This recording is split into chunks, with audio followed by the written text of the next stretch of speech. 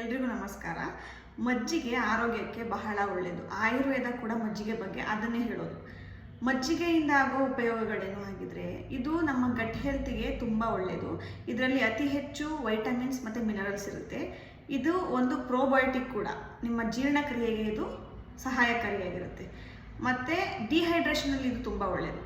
ಆದರೆ ಎಷ್ಟೊಂದು ಜನಕ್ಕೆ ಮಜ್ಜಿಗೆ ಹೇಗೆ ಮಾಡೋದು ಅನ್ನೋದು ಗೊತ್ತಿರೋದಿಲ್ಲ. ಅದಕ್ಕೆ ಸರಿಯಾದ ಪ್ರಮಾಣದಲ್ಲಿ ಮಜ್ಜಿಗೆ ಮಾಡೋದನ್ನು ನಾನಿವತ್ತು ಹೇಳ್ತೀನಿ. 1 ಪಾರ್ಟ್ ಮೊಸರಿಗೆ 2ರಿಂದ 4 ಭಾಗ ನೀರು ಮಿಕ್ಸ್ ಮಾಡಿ ನೀವು ಮಜ್ಜಿಗೆನ ಮಾಡಬೇಕು. ಅದನ್ನು ಕಡಿಬೋದು ಅಥವಾ ಬಾಕ್ಸಲ್ಲಿ ಹಾಕಿ ಕುಲುಕಿ ಕೂಡ ನೀವು ಮಜ್ಜಿಗೆ ಮಾಡ್ಬೋದು. ಇಲ್ಲಾಂದರೆ ಮಿಕ್ಸರಲ್ಲಿ ಚರ್ನಾದರೂ ಮಾಡ್ಬೋದು.